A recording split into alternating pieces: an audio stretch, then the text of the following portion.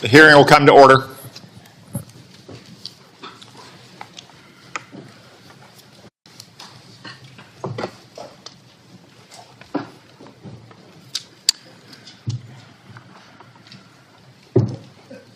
Good morning.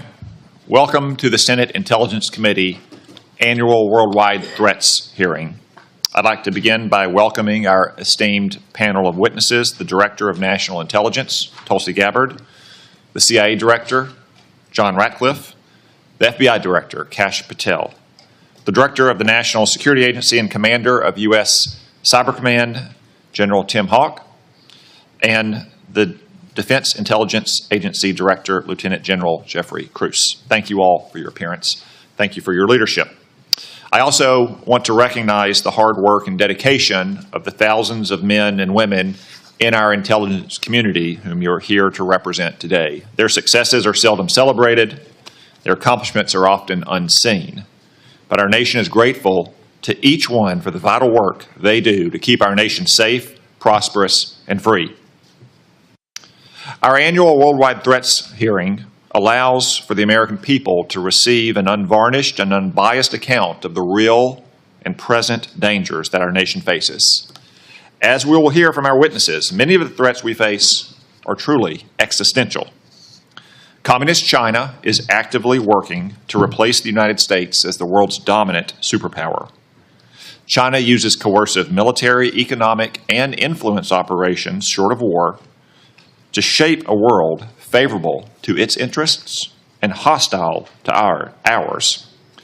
These methods include the biggest peacetime military buildup in history, rapidly expanding its nuclear forces, providing critical assistance to help Russia withstand U.S. sanctions, obscuring its role in accelerating the spread of COVID-19 beyond Wuhan, turning a blind eye to Chinese companies that enable the production of fentanyl flooding into the United States, and putting space weapons on orbit, among other tactics. Iran, despite setbacks inflicted on its so-called axis of resistance by Israel over the last year, still aims to destroy what it calls the little Satan, the State of Israel, and what it calls the great Satan, the United States. It continues to arm Yemeni rebels to attack global shipping, though these outlaws have suffered terrible losses over the last 2 weeks thanks to decisive action by President Trump and our brave troops. I commend the President, Mike Waltz, Pete Hegseth, and his entire national security team for these actions. Iran also continues its decades-long effort to develop surrogate networks inside the United States to threaten U.S. citizens. Furthermore, Iran's nuclear program continues apace. It's actively developing multiple space launch vehicles, which are little more than flimsy cover for an intercontinental ballistic missile program that could hit the United States in a matter of years. But all this will soon come to an end. The supreme leader of Iran now faces a stark choice, thanks to President Trump. The supreme leader can fully dismantle his nuclear program, or he can have it dismantled for him. Finally, today's report also acknowledges that illicit drug production endangers the health and safety of millions of Americans. For the first time, the annual threat assessment lists foreign illicit drug actors as the very first threat to our country. As the report highlights, Mexican-based cartels using precursors produced in China continue to smuggle fentanyl and synthetic opioids into the United States. Last year alone, these deadly drugs tragically killed more than 52,000 Americans, more than the number killed in attacks by foreign terrorists or foreign nations. Given these threats, we have to ask, are our intelligence agencies well postured against these threats? I'm afraid the answer is no, at least not yet. As the world became more dangerous in recent years, our intelligence agencies got more politicized, more bureaucratic, and more focused on promulgating opinions rather than gathering facts. As a result of these misplaced priorities, we've been caught off guard and left in the dark too often. I know that all of you agree that the core mission of the intelligence community is to steal our adversaries' secrets and convey them to policymakers to protect the United States. At the same time, it's not the role of intelligence agencies to make policy, to justify presidential action, or to operate like other federal agencies. After years of drift, the intelligence community must recommit to its core mission of collecting clandestine intelligence from adversaries whose main objective is to destroy our nation and our way of life. The reason is not that our intelligence community lacks dedicated patriots who show up to work every day to protect the American people. On the contrary, it has an abundance of them. The reasons are a misuse of resources, bureaucratic bloat, a default to play it safe, and a past administration that prioritized social engineering over espionage. Coupled with recent failures, the finding in today's Worldwide Threat Report should be a wake-up call to all of us to get our house in order. The status quo is proving inadequate to provide the President and Congress with the intelligence needed to protect the American people. As more storms gather, America's intelligence capabilities require urgent reform and revitalization. As the chairman of this committee, I look forward to working with each of you to strengthen America's intelligence edge and refocus our intelligence community on its core mission, stealing secrets. The American people deserve nothing less. We've assembled an impressive team to get this done, and I look forward to hearing your comments. Now I recognize the Vice Chairman for opening remarks. Well, thank you, Mr. Chairman, and good morning, everybody. I want to thank all the witnesses for being here. I got to say, I've been on the committee now for 14 years, and this year's assessment is clearly one of the most complicated and challenging in my tenure on the committee. And I want to get into that in a moment, but I want to first of all address the recent story that has broken in the news. Yesterday, we stunningly learned that senior members of this administration, and according to reports, 2 of our witnesses here today were members of a group chat that discussed highly sensitive and likely classified information that supposedly even included weapons packages, targets, and timing, and included the name of an active CIA agent. Putting aside for a moment that classified information should never be discussed over an unclassified system, it's also just mind-boggling to me that all these senior folks were on this line and nobody bothered to even check Security Hygiene 101. Who are all the names? Who are they? Well, it apparently included a journalist. And no matter how much the Secretary of Defense or others want to disparage him, this journalist had at least the ethics to not report, I think, everything he heard. The question I raise is like, everybody on this committee gets briefed on security protocols. We're told you don't make calls outside of SCIFs of this kind of classified nature. We don't know, and I'm going to ask, obviously. Director Gabbard is the executive in charge of all, keeping our secrets safe. Were these government devices? Were they personal devices? Have the devices been collected to make sure there's no malware? There's plenty of declassified information that shows that our adversaries, China and Russia, are trying to break in to encrypted systems like Signal. I can just say this, if this was the case of a military officer or an intelligence officer and they had this kind of behavior, they would be fired. I think this is one more example of the kind of sloppy, careless, incompetent behavior, particularly towards classified information, that this is not a one-off or a first-time error.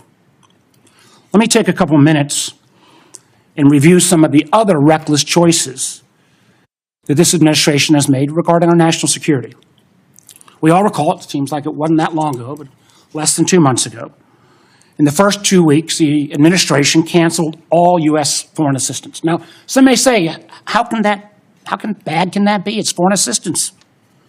Well, U.S. foreign assistance paid for the units in Ukraine that provide air defense to civilian cities being attacked by Russia. Foreign assistance paid for guarding camps in Syria where ISIS fighters are detained. Foreign assistance paid for programs abroad that ensure that diseases like Ebola don't come home. And until recently, it paid for the construction of a railway in Africa that would have helped given the United States much needed access to critical minerals in Congo. Now that project, China's going to try to finance it.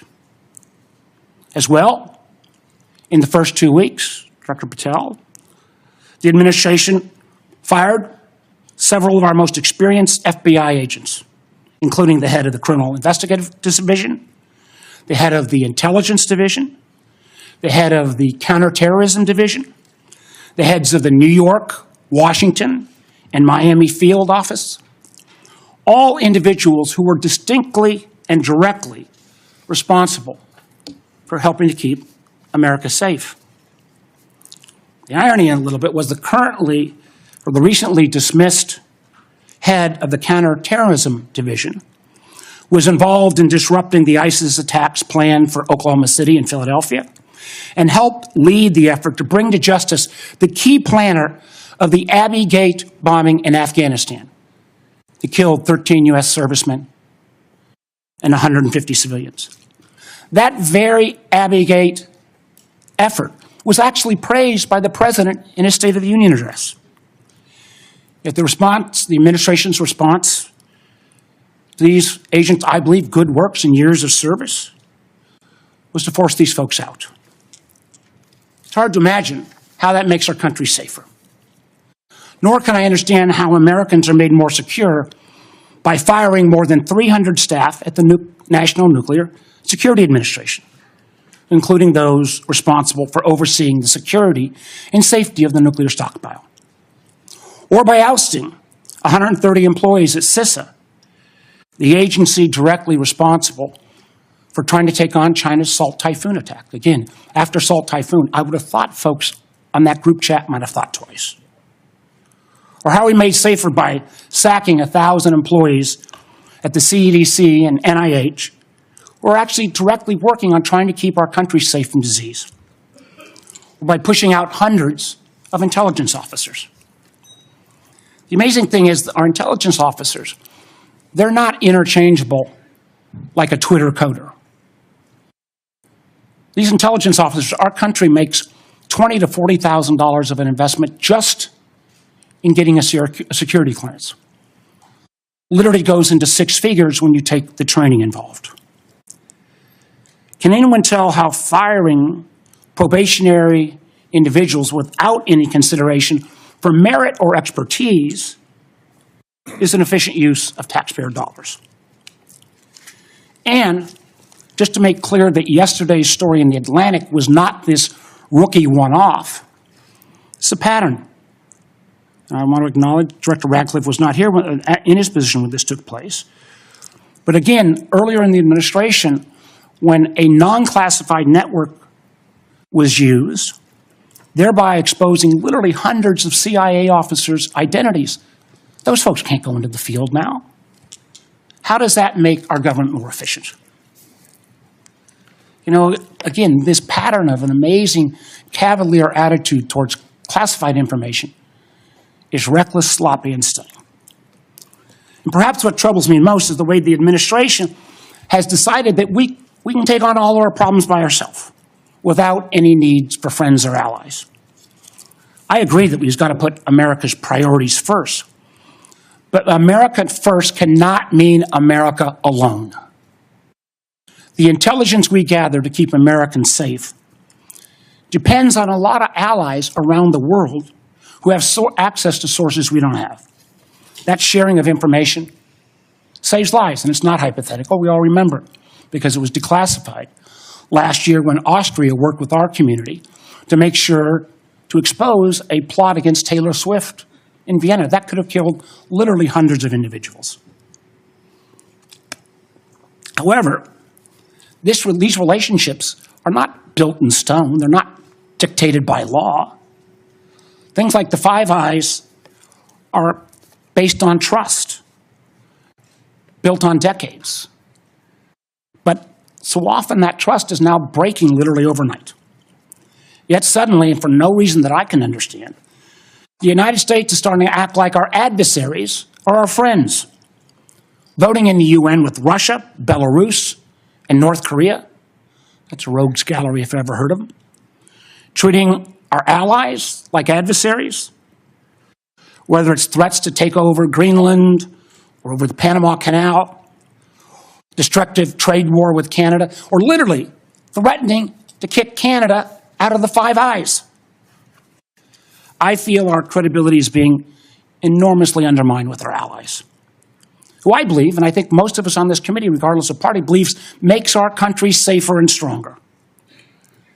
But how can our allies ever trust us as the kind of partner we used to be when we, without consultation or notice, for example, stop sharing information to Ukraine in its war for survival against Russia?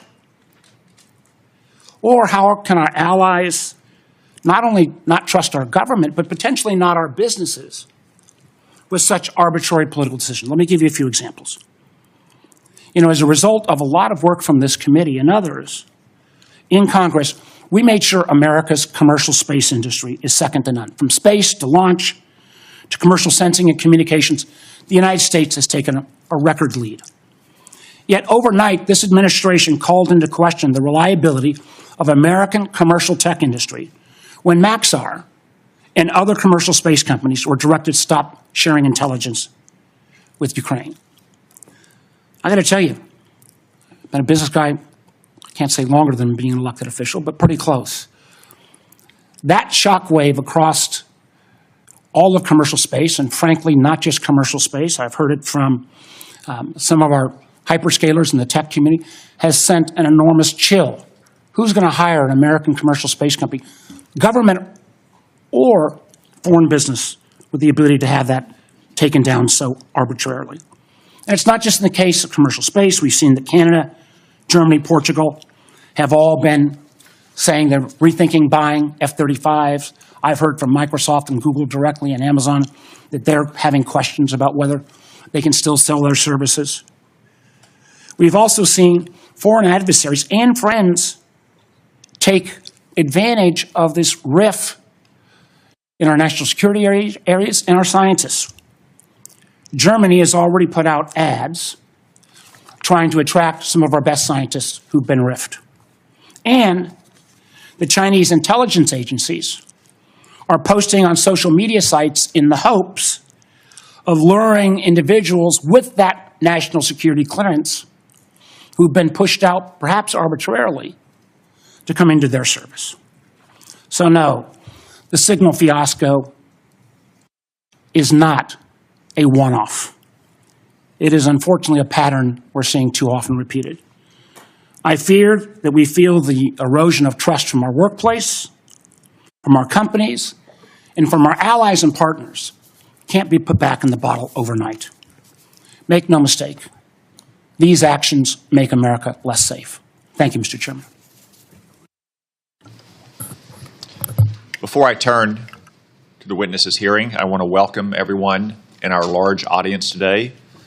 I also want to note that we will not tolerate any disruptions of the witnesses' testimony or senators' questions and the witnesses' answers. You'll note that we have a large contingent of Capitol Police in the room.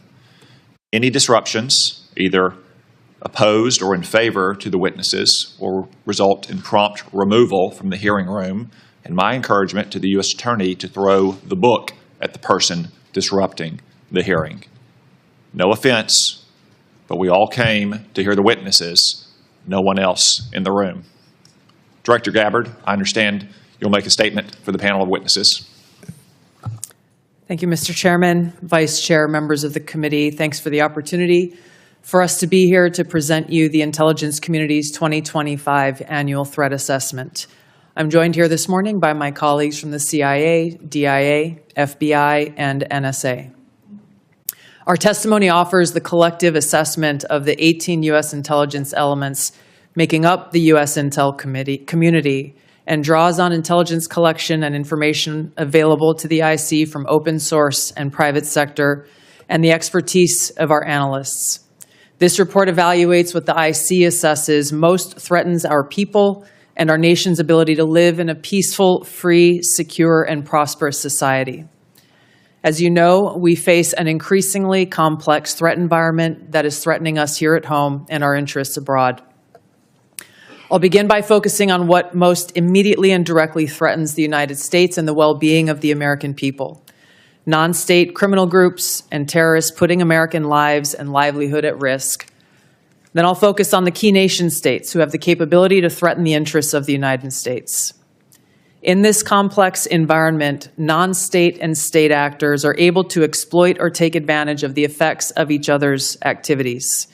Conventional and asymmetrical capabilities, even the traditionally weakest of actors are able to acquire from available advanced technologies, creates an even more complex and serious threat landscape. First, I'll highlight the threats presented by several non-state actors. Cartels, gangs, and other transnational criminal organizations in our part of the world are engaging in a wide array of illicit activity, from narcotics trafficking to money laundering to smuggling of illegal immigrants and human trafficking, which endanger the health, welfare, and safety of everyday Americans. Based on the latest reporting available for a year-long period ending October 2024, cartels were largely responsible for the deaths of more than 54,000 U.S. citizens from synthetic opioids. Mexico-based transnational criminal organizations, or TCOs, are the main suppliers of illicit fentanyl to the U.S. market and are adapting to enforcement and regulatory pressures by using multiple sources and methods to procure precursor chemicals and equipment, primarily from China and India, many of which are dual-use chemicals used in legitimate industries. Independent fentanyl producers are also increasingly fragmenting the drug trade in Mexico. The availability of precursor chemicals and ease of making illicit fentanyl have enabled independent actors to increase illicit fentanyl production and smuggling operations in Mexico. Cartels are profiting from human trafficking and have likely facilitated more than 2 million illegal immigrants encountered by law enforcement at the U.S. southwest border in 2024 alone, straining our vital resources and putting the American people at risk.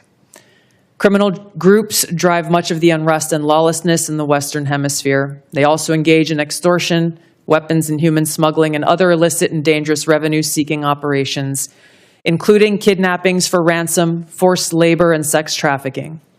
These and other human traffickers exploit vulnerable individuals and groups by promising well-paying jobs while confiscating their identification documents.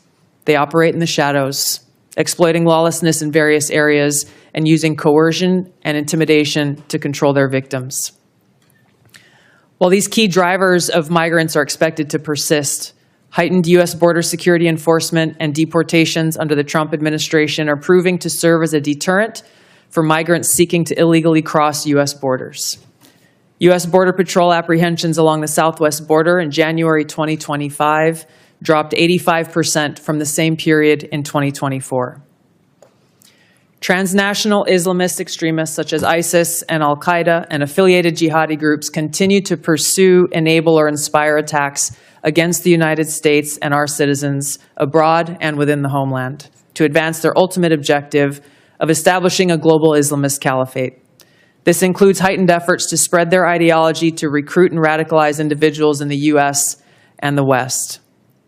While the New Year's Day attacker in New Orleans had no known direct contact with ISIS terrorists, he was influenced and radicalized by ISIS ideological propaganda, as one example. Al-Qaeda and its affiliates continue to call for attacks against the United States as they conduct attacks overseas.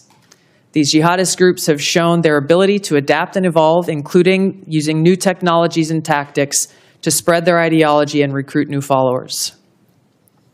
A range of non-state cyber criminals are also targeting our economic interests, critical infrastructure, and advanced commercial capability for extortion, other coercive pursuits, and financial gain.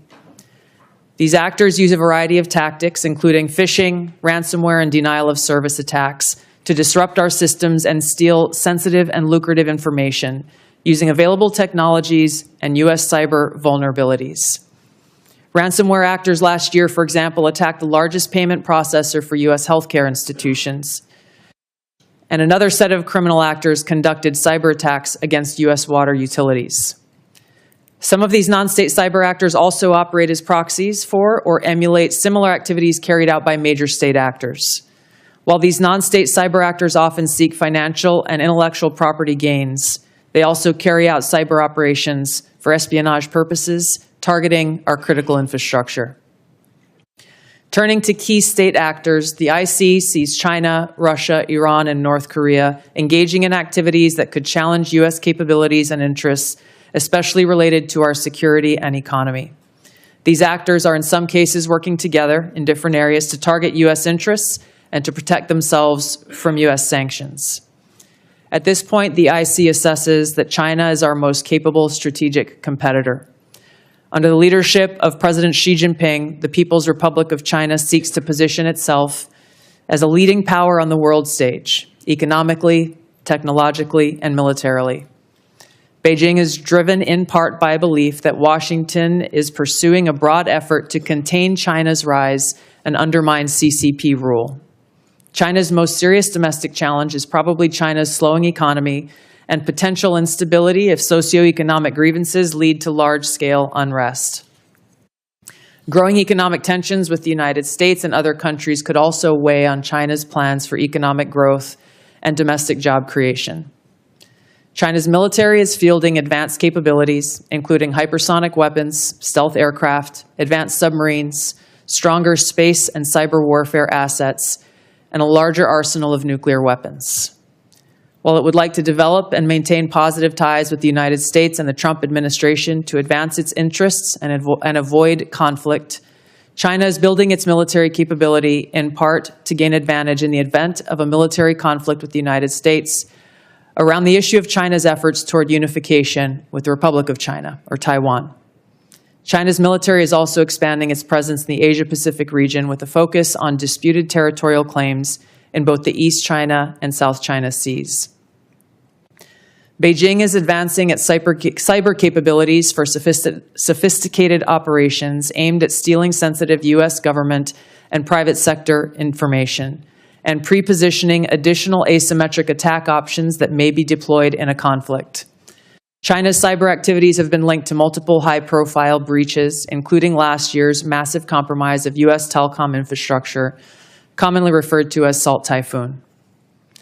Beijing currently dominates global markets and strategically important supply chains, for example, with the mining and processing of several critical minerals. In December, China imposed an export ban to the United States on gallium, germanium, and antimony, all of which are important to the production of semiconductors and our defense technologies. This was in direct response to U.S. export controls on chips designed to broadly limit PRC access to advanced chips and chip-making equipment. China also aims to compete in other critical global industries, including AI, legacy semiconductor chip production, biomanufacturing and genetic sequencing, and medical and pharmaceutical supply production. Leveraging often heavily state-subsidized production at greater scale, lower costs, and weaker regulatory standards than required in the West, Beijing's strategy has given it a leading position in many parts of these sectors and supply chains that support them. In 2023, for example, China had 5 first-in-class domestic drug approvals and 3 FDA approvals. Turning to Russia. Russia's nuclear and conventional military capabilities, along with its demonstrated economic and military resilience, make it a formidable competitor. Moscow has more nuclear weapons than any other nation that could inflict catastrophic damage on the United States and the world in the event of a major war that Russian leaders feared put them and their regime at serious risk. In late 2024, Russia announced updates to its public nuclear doctrine, expanding the conditions under which Russia would consider using nuclear weapons. Russia is building a more modern and survivable nuclear force designed to circumvent U.S. missile defense through reliable retaliatory strike potential. Russia intends to deter the U.S. by both the U.S. homeland at risk and by having the capabilities to threaten nuclear war in a conflict. Russia's developed advanced cyber capabilities and has attempted to pre-position access to U.S. critical infrastructure for asymmetric options and make it a persistent cyber threat. Russia's cyber activities have been linked to multiple high-profile breaches, including the 2023 hack of Microsoft. Russia is also fielding new capabilities in anti-satellite weapons meant to degrade U.S. and allied space infrastructure. Among Russia's most concerning developments is a new satellite intended to carry a nuclear weapon as an anti-satellite weapon, violating long-standing international law against such activity and putting the U.S. and global economy at risk. Iran continues to seek expansion of its influence in the Middle East, despite the degradation to its proxies and defenses during the Gaza conflict. Iran has developed and maintains ballistic missiles, cruise missiles, and UAVs, including systems capable of striking U.S. targets and allies in the region. Tehran has shown a willingness to use these weapons, including during a 2020 attack on U.S. forces in Iraq and in attacks against Israel in April and October 2024. Iran's cyber operations and capabilities also present a serious threat to U.S. networks and data. The IC continues to assess that Iran is not building a nuclear weapon, and Supreme Leader Khamenei has not authorized the nuclear weapons program that he suspended in 2003. The IC continues to monitor closely if Tehran decides to reauthorize its nuclear weapons program. In the past year, we've seen an erosion of a decades-long taboo in Iran on discussing nuclear weapons in public, likely emboldening nuclear weapons advocates within Iran's decision-making apparatus. Iran's enriched uranium stockpile is at its highest levels and is unprecedented for a state without nuclear weapons. Iran will likely continue efforts to counter Israel and press for U.S. military withdrawal from the region by aiding, arming, and helping to reconstitute its loose consortium of like-minded terrorists and militant actors, which it refers to as its axis of resistance. Although weakened, this collection of actors still presents a wide range of threats, including to Israel's population, U.S. forces deployed in Iraq and Syria, and to U.S. and international military and commercial shipping and transit. North Korean leader Kim Jong-un is pursuing stronger strategic and conventional capabilities that can target U.S. forces and allies in the region, as well as the U.S. homeland, to bolster North Korea's leverage and stature, defend its regime, and achieve at least tacit recognition as a nuclear weapons power. Kim's recently cemented strategic partnership with Russia supports these goals by providing him greater financial, military, and diplomatic support, reduced reliance on China, and providing North Korean forces and weapons systems authentic warfighting experience. Kim views his strategic weapons advances since 2019, its deepening ties with Russia, and North Korea's economic durability as strengthening his negotiating position against Washington's demands for denuclearization and lessening his need for sanctions relief. North Korea is probably prepared to conduct another nuclear test on short notice and continues to flight test its ICBMs to demonstrate their increasing capabilities as leverage in future negotiations. Since 2022, China, Russia, Iran, and North Korea have grown closer. Removing the accelerant of the war in Ukraine is unlikely to revert these bilateral relationships to a pre-war 2021 baseline, leaving room for new strategic priorities and world events to create new incentives or challenges to their currently high levels of cooperation. Russia has been a catalyst for much of this expanded cooperation, driven heavily by the support it has needed for its war effort against Ukraine, including protection from U.S. and Western sanctions. In addition to its exchange of military and other resource capabilities with North Korea, Russia has relied more heavily on China's financial and defense industry backing, and also has increased combined military exercises with China to signal shared fortitude against the United States and U.S. allies in the Asia-Pacific region. With Iran, Russia has also expanded financial ties to mitigate sanctions. Iran has become a critical military supplier to Russia, especially of UAVs, in exchange for Russian technical support for Iranian weapons, intelligence, and advanced cyber capabilities. In conclusion, the threats that we see to U.S. national security are both complex and multifaceted and put the lives, safety, and well-being of the American people at serious risk. As the heads of the American people's intelligence community, we will continue to provide the President, Congress, and our warfighters with timely, unbiased, relevant intelligence to keep the United States secure, free, prosperous, and at peace. To the American people specifically, our intelligence community exists to serve you and to ensure your safety, security, and freedom. Thank you. Thank you, Director Gabbard. As I mentioned in my opening remarks, the annual threat assessment for the first time lists cartels and traffickers as the very first threat. Director Patel, I'm pleased to say that the FBI's Little Rock field office has been doing its part in addressing this threat. The field office, along with other federal, state, and local law enforcement agencies, have arrested nearly 300 immigrants in my state in 2025 so far. Could you provide some color about the nature of the threat these illegal immigrants have posed, not just to Arkansas, but our nation, perhaps including some of the details of the horrific offenses they've committed against the American people? Thank you, Mr. Chairman. Mr. Vice Chairman. The witness will suspend. The greatest threat to global security is Israel, and the whole world knows it. Stop funding Israel! Stop funding Israel! Stop funding Israel!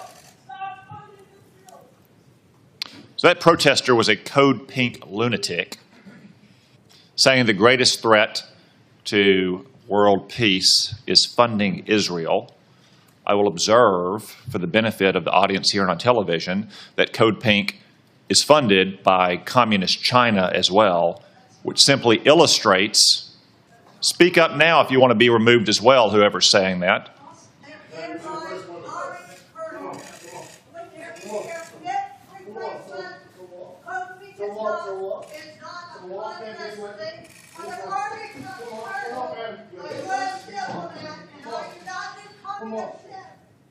If anyone else would like to join them, speak now, please, so we don't have any more disruptions. As I was saying, the fact that Communist China funds Code Pink, which interrupts a hearing like this about Israel, simply illustrate Director Gabbard's point that China, Russia, Iran, North Korea, and other American adversaries are working in concert to a greater degree than they ever have before. Director Patel, back to my question, could you give us some color about the threat that illegal migrants have posed, not only to my state, which has resulted in nearly 300 arrests in 2025, but also to the nation at large? Thank you, Mr. Chairman, Mr. Vice Chairman, and members of the committee. I appreciate the time to address you all. Specifically to Arkansas, Senator, the priorities at the FBI, which I identified during my confirmation hearing and since, is attacking violent crime along with national security. And every single state in this country is a border state. Arkansas is no exception. Allow me to highlight the work of the men and women in the FBI and state and local law enforcement in the state of Arkansas. Since February 5th alone, we've had 220 illegal immigrants arrested on charges varying from violent offenses, weapons offenses, narcotics offenses, and serious violent felonies. 253 separate individuals have been charged related to those offenses. And here's something I want the American people to hear about narcotics and countering narcotics. Thousands of pounds of narcotics were seized in these 3 weeks in the state of Arkansas. Thousands, worth tens of millions of dollars. Everything from fentanyl to meth to cocaine to heroin to marijuana and more. And also including manufactured drugs. The FBI does have the biggest footprint in Arkansas, but we could not achieve this mission without our state and local law enforcement partners, which has been one of the priorities since I took the helm at the FBI. They provide the greatest ground level intelligence to conduct these operations in Arkansas and in every single state across the union. Since February 5th, we've assisted with the arrest of hundreds of criminals and illegals throughout your state, and that was just a 3-week operation. Prior to that, Senator, there was a bust of 17 federal indictments relating to a meth lab in the state of Arkansas in the southwest corner of your state. All of those individuals are now facing prosecution for hundreds of pounds of illegal opioids, guns, and other illicit material. So we will continue to do that work. We will work it 7 days a week, 365 days a year, not just in your state, Mr. Chairman, but in every state. Thank you, Director Patel. As Director Gabbard highlighted from the annual threat report, Director Ratcliffe, many, if not most, of the chemical precursors for deadly fentanyl produced by Mexican drug cartels originates in China. China, of course, is a techno-totalitarian police state. They have technology to monitor their own people that Soviet Russia could have only imagined. Is there any reason, Director Ratcliffe, to believe that China could not monitor and crack down on this flow of chemical precursors to Mexico if it chose to do so?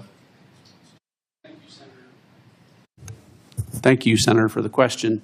No, there's nothing that prevent China, the People's Republic of China, from cracking down on fentanyl precursors. As you well know, Senator, one of the reasons that they don't is that there are more than 600 PRC-related companies that produce those precursor chemicals in an industry that generates $1.5 trillion. That is one of the reasons that we see that Chinese efforts to affect the fentanyl precursors are really limited in nature and intermittent in nature, and not a dedicated effort to enforce their own laws and regulations to crack down on this. Thank you, Director Ratcliffe. I have many more questions I could ask, but I'm going to try to lead by example and stay within the 5-minute limit for the benefit of senators. I remind everyone there is a vote scheduled at noon. I hope to finish the open portion of this hearing before that vote closes, after which time we'll move to the closed portion. The Vice Chairman. Thank you, Mr. Chairman. I'll be happy to take your extra 13 seconds, but I want to go back to what I addressed at the outset. I mean, this was not only sloppy, it not only violated all procedures, but if this information had gotten out, American lives could have been lost. The Houthis had this information, could reposition their defensive systems. So I want to get a little more information about this. Director Gabbard, did you participate in the group chat with Secretary of Defense and other Trump senior officials discussing the Yemen war plans? Senator, I don't want to get into the specifics. Ma'am, were you on? You're not going to be willing to address. So you're not, are you denying, Matt, will you answer my question, ma'am? You were not TG on this group chat? I'm not going to get into the specifics. So you refuse to acknowledge whether you were on this group chat? Senator, I'm not going to get into the specifics. Why are you going to get into the specifics? Is it because it's all classified? Because this is currently under review by the National Security Council. Because it's all classified? If it's not classified, share the text now. As the White House previously Is it classified or non-classified information on this text? I can confirm. Director Ratcliffe, were you on the group chat? Senator, I was on a signal messaging group. So you were the John Ratcliffe on that chat? I was. Thank you. Thank you. Can I provide some context, Senator, to that? Yes, but I've got a series of questions. Well, Director, but I think it's important because at the outset you made a couple of comments about signal messaging using encrypted apps. So that we're clear, one of the first things that happened when I was confirmed as CIA director was signal was loaded onto my computer at the CIA, as it is for most CIA officers. One of the things that I was briefed on very early, Senator, was by the CIA records management folks about the use of signal as a permissible work use. It is. That is a practice that preceded the current administration to the Biden administration. Director Ratcliffe, I've got a series of questions. If you're making the statement, the statement, the signal is a secure channel. No, can I answer that? It is. Sir, I've got a series of end decryption. So it is. To finish, I understand encryption. It is permissible to use to communicate and coordinate for work purposes, provided, Senator, that any decisions that are made are also recorded through formal channels. Right. So those were procedures that were implemented. My staff implemented those processes, followed those processes, complied with those processes, and finally, just please, so my communications, to be clear, in a signal message group were entirely permissible and lawful and did not include classified information. Well, we will make that determination, because if it's not classified, share the text with the committee. You know, let me go on. Director Gabbard, you are the security executive and set access guidelines for classified information. Did you contact the defense secretary or others after this specific military planning was put out and say, hey, we should be doing this in a SCIF? There was no classified material that was shared in that So then, if signal there was no check. classified material, share it with the committee. You can't have it both ways. These are important jobs. This is our national security. Bobbing and weaving and trying to, filibuster your answer. So please answer the question. If this was Director Gabbard, if this was a rank and file intelligence officer who did this kind of careless behavior, what would you do with them? Senator, I'll reiterate that there was no classified material that was shared in that And if there's signal no classified in materials, share. And then if there's no classified materials, then you can't even answer the question whether you're on the chat. This is strangely familiar, and I think my colleagues will remember, when you couldn't answer the question, is Edward Snowden a traitor? Man, I have serious doubts about anyway. Director Gabbard, I'm going to give you this. Tweeted just 11 days ago, and I'm quoting you, any unauthorized release of classified information is a violation of the law and will be treated as such. So if this information is classified, what are you going to do? Senator, 2 points here. First of all, there's a difference between inadvertent release versus Careless and sloppy. malicious leaks of classified information. The second point is there was no classified information that was on Then this this signal committee group should get chat. that information. Director And the Patel, National Security Director Council Patel, has my time's reviewed about out, how and I'm this going to use occurred. my 12 seconds up the chairman came. Director Patel, has the FBI launched any investigation of this? Senator, I was just briefed about it late last night, this morning. I don't have an update. I would like to get an answer by the end of the day. At this point in the ordinary course of affairs, I would recognize Senator Collins. She asked me to express to you that she is under the weather this morning. She regrets her absence, but anticipates submitting written questions to which I would request your prompt replies for the senator. Senator Cornyn. Director Gabbard, I applaud President Trump's efforts to try to bring an end to the war between Russia and Ukraine. I want to read a statement out of the annual threat assessment and just confirm that you agree with this. It says, Russia views its ongoing war with Ukraine as a proxy conflict with the West, and its objective to restore Russian strength and security in its near abroad against perceived U.S. and Western encroachment has increased the risks of unintended escalation between Russia and NATO. Do you agree with that statement? And that is in the annual threat assessment, correct? Correct. I'd like to refer to an AP story, Associated Press, dated March 21st, 2025. The title of the article is Western Officials Say Russia is Behind a Campaign of Sabotage Across Europe. This AP map shows it. Mr. Chairman, I'd like to ask unanimous consent that being made part of the record. Without objection. The document that AP compiled, and I presume this is through open sources, documented 59 incidents, including cyber attacks, spreading propaganda, plotting killings, or committing acts of vandalism, arson, sabotage, or espionage. Is that consistent with your understanding and impression of what Russia's currently engaged in Europe? Senator, I haven't seen that specific article, but I can confirm that we assess Russia's attempts to conduct such sabotage activities in Europe. Thank you.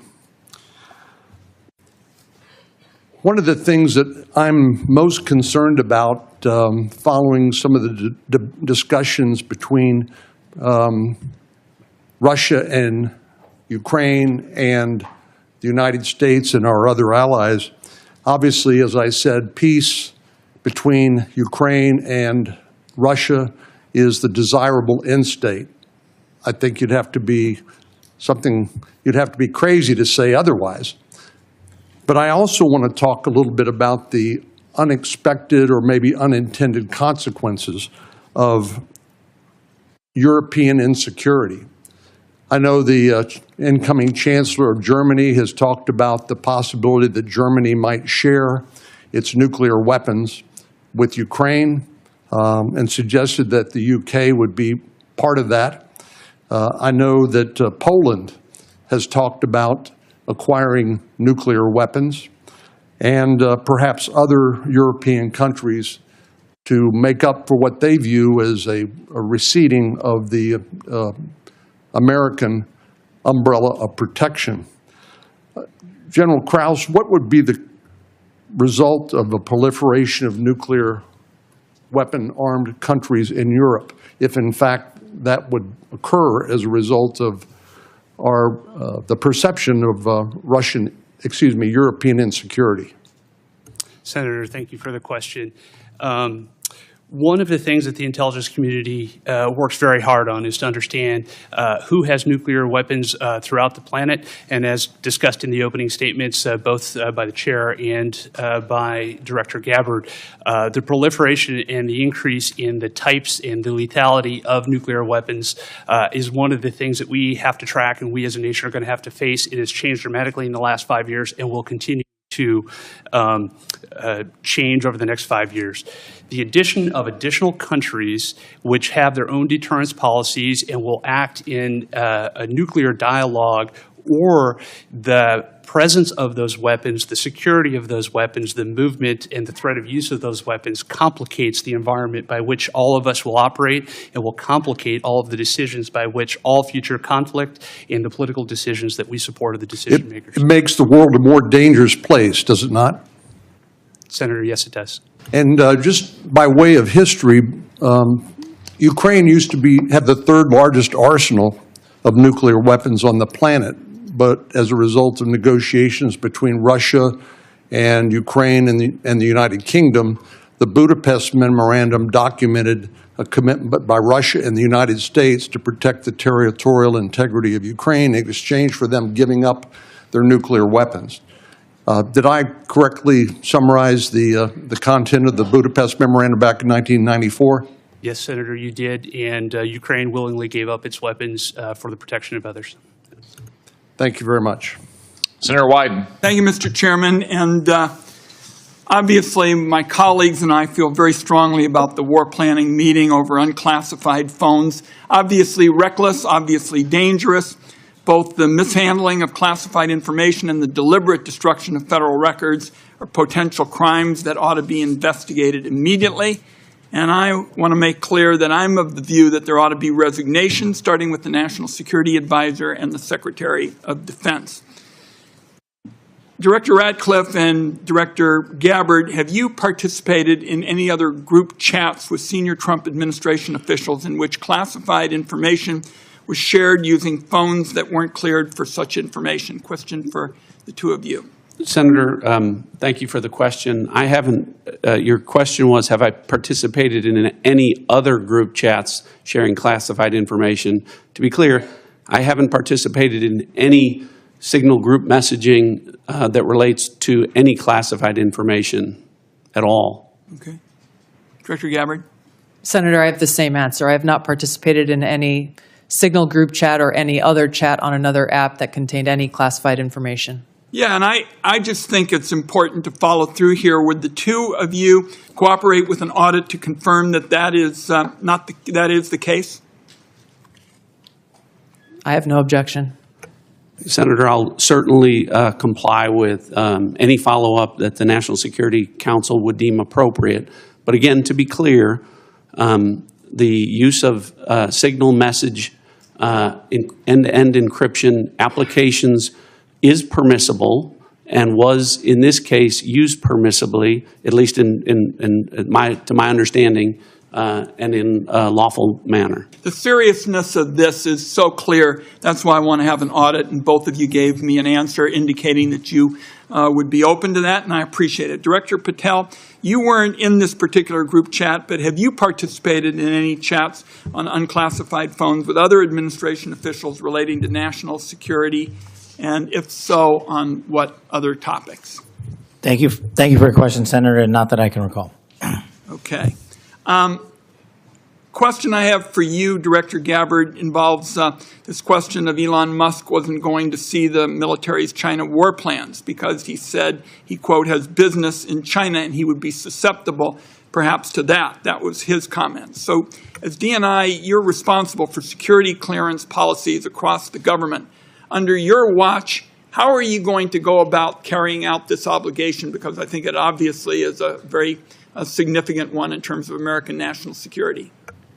Thank you, Senator. As you know, the Office of the Director of National Intelligence provides oversight over these different 18 intelligence elements. Leaders within those elements are empowered with that responsibility to uphold the trust that the American people have placed in them. In this example that you've cited, both Secretary Hegseth as well as President Trump completely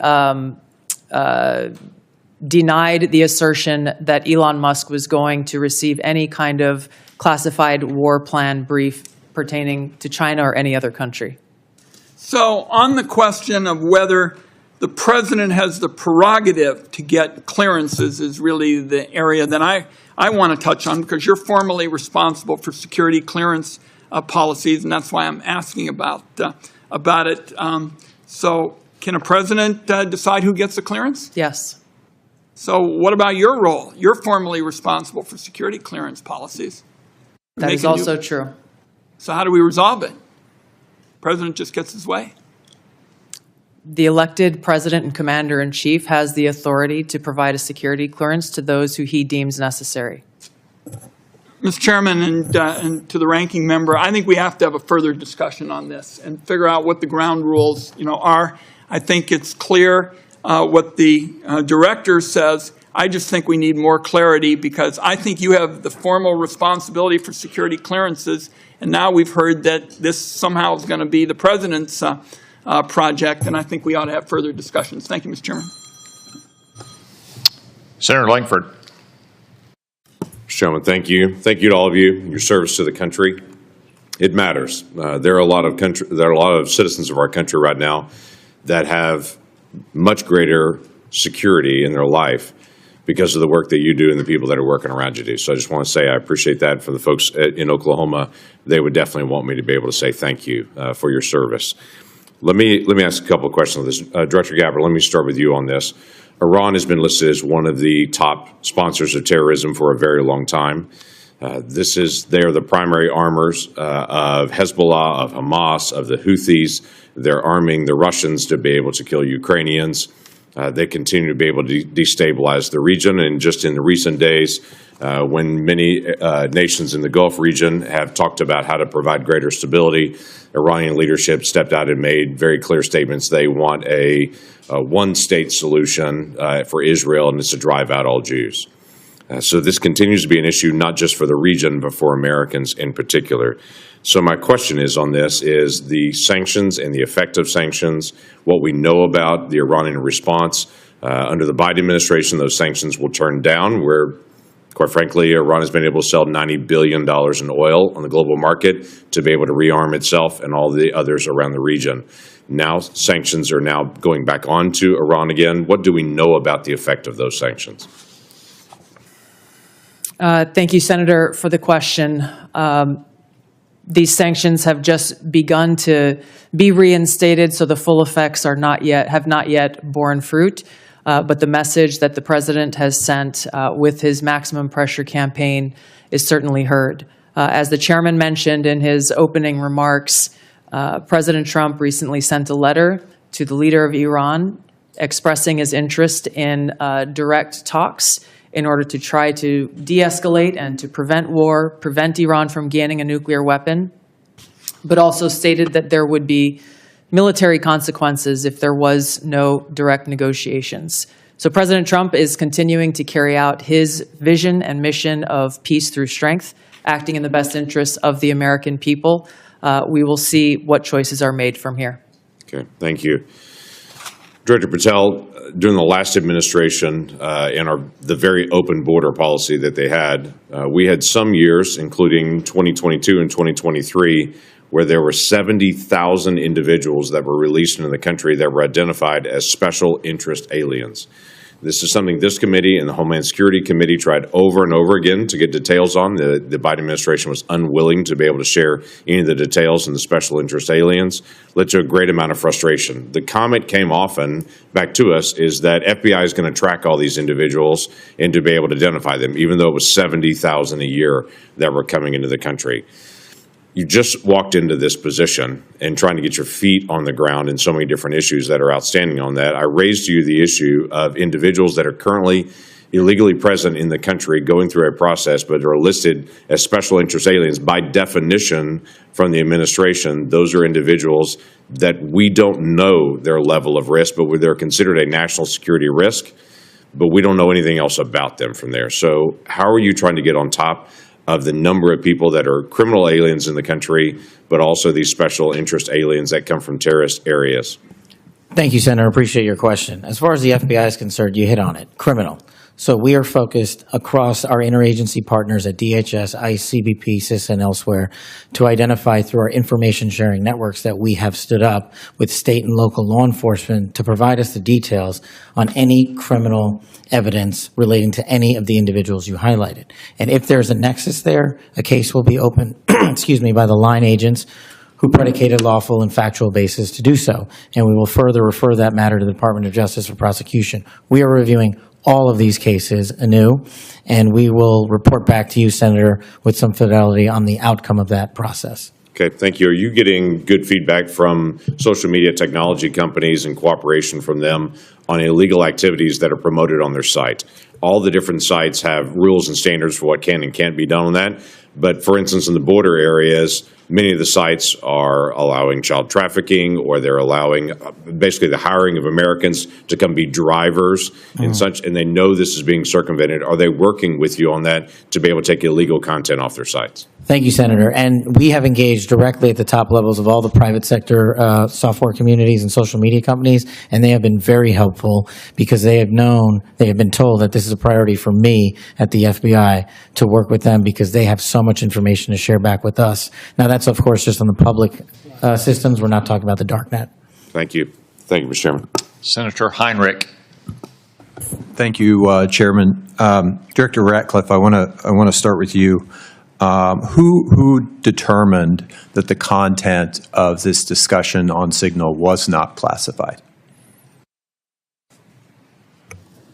Senator, I guess I'm not. Well, for example, I can speak to my personal knowledge. There was no classified agent mentioned as part of this story. Normally, that would be classified information. So I guess what I'm asking is, did you just determine it was not classified, or was there any declassification after the fact? So to be clear, so everyone understands the process, as we talked about, Signal is a permissible use.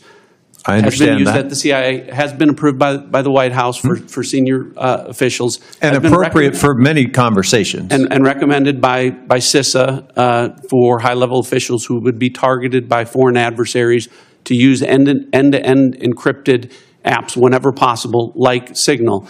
In this case, what the National Security Advisor did was to request through a Signal message that there be coordination. So you mentioned the name of a CIA active officer, correct?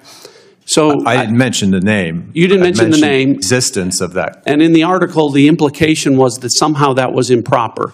That was not the case. So a CIA officer was not operating undercover. So the request for coordination was for a staff member to coordinate on the high side. So I communicated the name of a CIA officer not operating undercover, completely appropriate, who does openly and routinely coordinate with the White House as a member of my staff. So the intimation there that there was something inappropriate was clearly incorrect.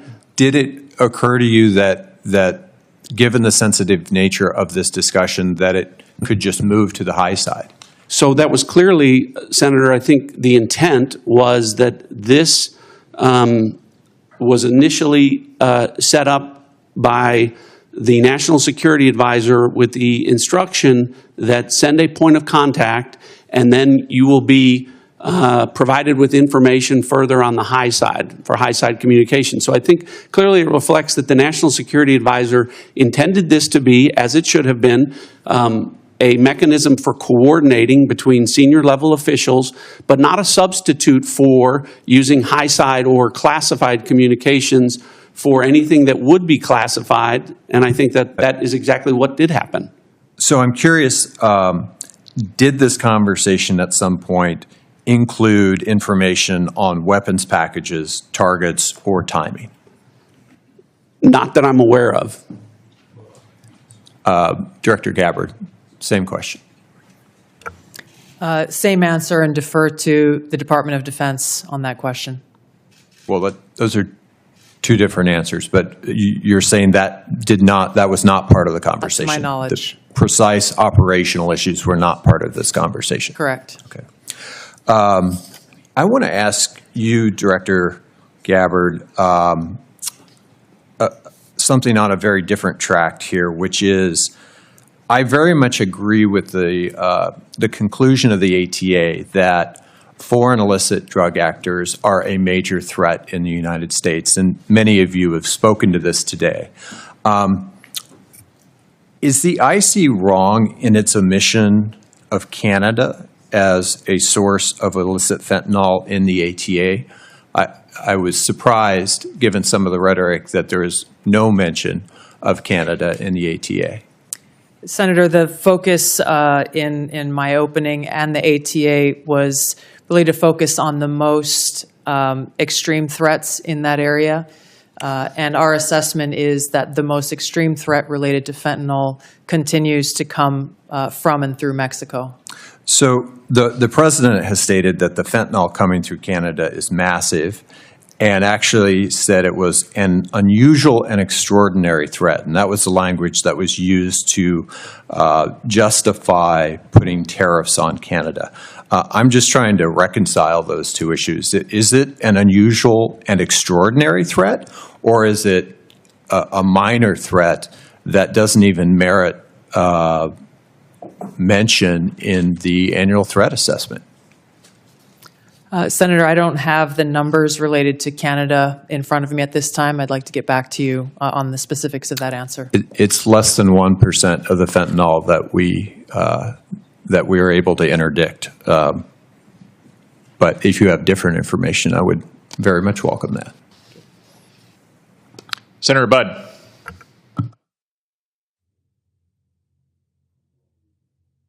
Thank you all for being here. And Director Gabbard, prior to your role here, we had a big storm in western North Carolina, and you were among those first from outside our state to show up. So thank you for your work there. Thank you for your ongoing work there and that of your family as well. It was good to see them when out in western North Carolina last week, so thank you. Director Hawk, so what do we need to do in regards to Volt Typhoon? There's a lot of pre-positioning that went on there. So where are we with that? And what do we need to do in regards to our power companies, whether it's generation or distribution, Duke Energy in my home state, or even the rural electric co-ops? What do we need? What have we learned, and what can I tell them? Senator, 99% of the critical infrastructure in the United States is controlled by private companies. So that really drives us to talk about how do we partner with industry and with the commercial sector, in this case, with power sector.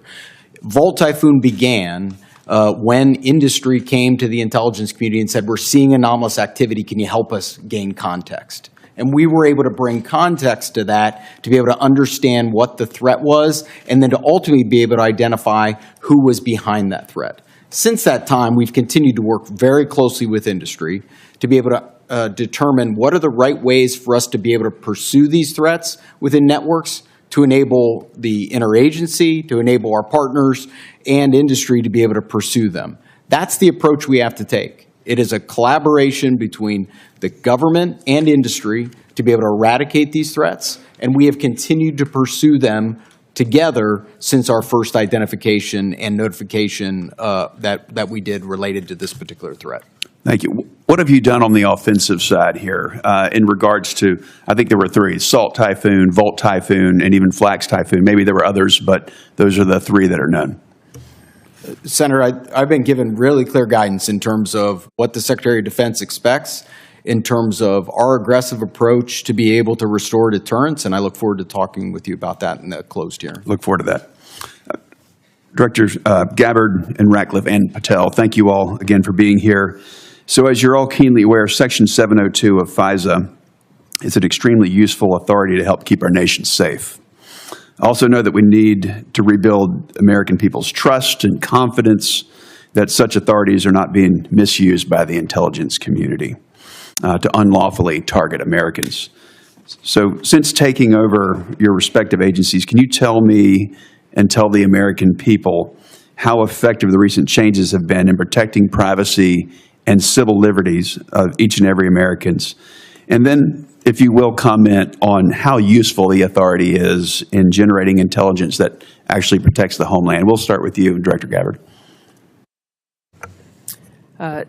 Senator, Section 702, which authorizes the foreign collection of non-U.S. persons outside of the United States, continues to be one of our most effective collection tools to ensure our national security. There are a number of reforms that the Senate passed, that Congress passed last year, that have proven to strengthen the protections of Americans' Fourth Amendment rights. In the short time that I've been in the seat, I've seen a few examples of that directly, most recently through the FISA court, calling in an amici to come in and weigh in on a dispute regarding provisions that would further protect Americans' Fourth Amendment rights. I'll be visiting our friends at the NSA next week and doing a quote-unquote ride-along to observe directly how those reforms that Congress passed are being implemented to protect Americans' civil liberties, and look forward to reporting back after I've had that opportunity. Thank you. Director Patel. Thank you, Senator. With my background in FISA and 702, I just want to clearly delineate between FISA Title 1.3 and 702 collection. We need to both ardently defend its use, but also ardently support reforms that allow the American public to entrust that those charged with those capabilities are not violating the Fourth Amendment or any other violation. Speaking to Title 1, Title 3, when it comes to U.S. persons, I have already included an amendment in terms of FBI language to make sure that when a U.S. person is targeted, that the FBI specifically is responsible for culling through all exculpatory information that is reasonably known and satisfying that burden and stating it in the application. When it comes to 702, Senator, some of the biggest enterprise efforts we have had to thwart national security risk would not have occurred if 702 collection had gone dark. And the FBI continues to use that information to protect the homeland. We've had multiple takedowns in the last 6 months based on 702 and interagency collection processes, but we just need to ensure the American public, and I'm working with my team, that even in the 702 sphere, American citizens' information is protected. Thank you all. I look forward to the discussion in the closed session. Senator King. Thank you, Mr. Chairman. Director Gabbard, I didn't intend to get into the Jeffrey Goldberg story, but something you said has sort of puzzled me. According to open source reporting at 11:44 on the morning of March 15th, Secretary Hegseth put into this group text a detailed operation plan, including targets, the weapons we were going to be using, attack sequences, and timing. And yet you've testified that nothing in that chain was classified. Wouldn't that be classified? What if that had been made public that morning before the attack took place? Senator, I can attest to the fact that there were no classified or intelligence equities that were included in that chat group at any time. So, and I so the defer, attack sequencing and timing and weapons and targets you don't consider to should have been classified? I defer or were to the classified? Secretary of Defense and the National Security Council on that question. Well, you're the head of you're the head of the intelligence community, and you're supposed to know about classifications. So your testimony very clearly today is that nothing was in that set of texts that were classified. I'll follow up on Senator Wyden's question. If that's the case, please release that whole text stream so that the public can have a view of what actually transpired on this discussion. It's hard for me to believe that targets and timing and weapons would not have been classified. Well, let me move on. You approved this report, this annual report, prepared by the Office of the Director of National Intelligence. Is this submitted to the White House routinely in anticipation of its public release? I don't know what you mean by submitted routinely. Was this report submitted to the White House before its release today? It was submitted to them once it was completed. I think probably around the same time it was sent to all of you. I want to move on. One note that surprised me, I've been on this committee now this is my 13th year. Every single one of these reports that we have had has mentioned global climate change as a significant national security threat, except this one. Has something happened? Has global climate change been solved? Why is that not in this report? And who made the decision that it should not be in the report when it's been in every one of the 11 prior reports? I can't speak to the decisions made previously, but this annual threat assessment has been focused very directly on the threats that we deem most critical to the United States and our national security. Obviously, we're aware of occurrences within the environment and how they may impact operations, but we're focused on the direct threats to Americans' safety, well-being, and security. How about how they will impact mass migration, famine, dislocation, political violence, which is the finding, by the way, of the 2019 annual threat assessment under the first Trump administration? You don't consider that a significant national security threat? For the intelligence community, being aware of the environment that we're operating in is a given. What I focused this annual threat assessment on, and the IC focused this threat assessment on, are the most extreme and critical direct threats to our national security. Let me ask a direct question. Who decided climate change should be left out of this report after it's been in the prior 11? Where was that decision I made? gave direction to our team at ODNI to focus on the most extreme and critical national security threats that we face. Your direction include no comments on climate change? Senator, as I said, I focused on the most extreme and direct national security threats. That's not a response to my question. That we face. Did you instruct that there be no finding in terms of climate change in this report? I don't recall giving that instruction. Final questions in a few short seconds that I have left. You all concede, and it's in the report repeatedly, about the cyber danger from China, from Russia, from Iran. Why then is the administration deconstructing CISA? 130 people fired. The General Hawk talked about the importance of public-private cooperation. That section of CISA seems to have been disestablished. What possible policy reason is there for undermining CISA's relationship to the states with regard to elections and to the private sector with regard to cybersecurity when the cybersecurity threat is only growing? Anybody want to tackle that? I won't speak for all of my colleagues here, but I don't believe any of us have any insight into those specific staffing decisions that have been made. Well, let me ask you this question. You've all found, the report has found explicitly growing cyber threats, including to elections from Russia, China, Iran. Do you believe that it's in the national interest to diminish our capacity to deal with those cyber issues? Yes or no? President Trump is focused on effects and making sure that the people that we have and the resources that we have are focused on our national security. He and his team recognize that more people doesn't necessarily always mean better effects. Those are some of the things that are driving the changes that we're seeing across the administration, is getting all of our agencies back and focused on their core mission. General Hawk, do you agree that... Senator King, your time has expired. Up. Thank you. Senator Rounds. Thank you, Mr. Chairman. First of all, thank you to all of you for your service to our country. With regard to the issue surrounding Signal, I'm going to address it, but I'm going to address it in the closed session so that we can get more in depth into that issue. In the meantime, I want to direct my first question to Director Ratcliffe.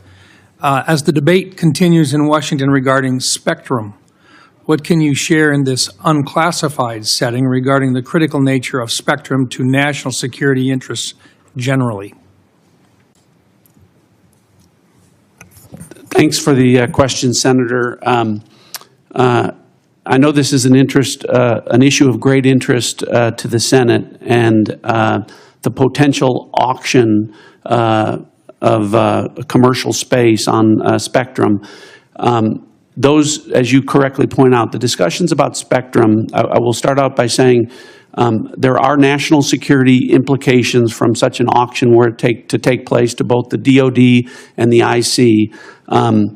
I think the discussions that we need to have in a classified setting, I can relate to you that the direction from early meetings that we've had is that the discussion about where that might take place would not affect specifically CIA or IC equities, and I hope that's the case and where the discussion goes. But I think we need to be concerned that a public auction at bands at certain levels would have an impact on our ability to deliver an accurate intelligence picture. In other words, there are parts of the spectrum which simply cannot be shared with the commercial. That's correct. All right. Thank you. And we can talk about the specific reasons about why, in a classified setting, that would cause a diminishment of our ability to deliver a good threat picture to the Commander-in-Chief. And in some cases, life or death consequences Absolutely. involved. Thank you. Director Patel, first of all, I just want to thank you for what you are doing, and I know that there's a number of items that in your previous life you did that simply can't be discussed, but nonetheless, we've appreciated what you have done for your country already. Today, I just wanted to talk to you about, we've seen a series of public news reports about ISIS threats within the United States, and there have been several successful interdictions, Oklahoma City, Philadelphia, New York. Although the question remains as to the total number of ISIS operatives who were able to breach porous borders in the months and years before policy changes in this January of 2025, to what extent is the FBI tracking operatives who remain in the United States today, and what is the FBI doing to track them down? Thank you, Senator. I appreciate your question and your comments. So the priorities at the FBI since I took over have been violent crime and national security, and this speaks directly to national security. The direction for the FBI is to track down any individuals with any terrorist ties whatsoever, whether it be ISIS or another foreign terrorist organization, and now to include the new designations of the cartels down south and elsewhere. So the FBI is utilizing our Joint Terrorism Task Force, which are situated in all 55 field offices. But the key to success there is our partnership with state and local law enforcement who have the ground level intelligence on some of these operatives. And as you've highlighted, we've already shut down numerous threats, and we've identified publicly where permissible these threats and individuals and where they're coming from. And I think the FBI is doing a very good job right now in collecting this information through our interagency process, and we will continue to thwart every bad actor affiliated with a terrorist organization or otherwise. Thank you. And Director Hawk, first of all, look, you've talked a little bit already about Salt Typhoon, but what I want to really get into is the things that are moving right now that you haven't had a chance to address, and in particular, Cybercom 2.0 and the need to accelerate that particular plan moving forward. Can you talk just briefly? I've got 40 seconds left. Talk to us a little bit about how critical 2.0 is in terms of countering the cyber activity that's going on through nefarious actors. Senator, what we were asked to do by Congress was to look at what's the force generation model for the Department of Defense to be able to generate cyber forces. Based off of that request, I produced a recommendation for the Secretary that outlined 3 critical things, which is really how we manage the talent, how we develop the talent in the department, and also how we equip that talent underpinned by compute and AI. We've brought that plan initially back to Secretary Hegseth. He told us to go faster. We've delivered him that plan. And now, based off of his guidance, we will now begin to move forward with the rest of the department. Thank you. Thank you, Mr. Chairman. Senator Bennett. Thank you, Mr. Chairman. Thank you very much for holding this hearing, and thank you for being here.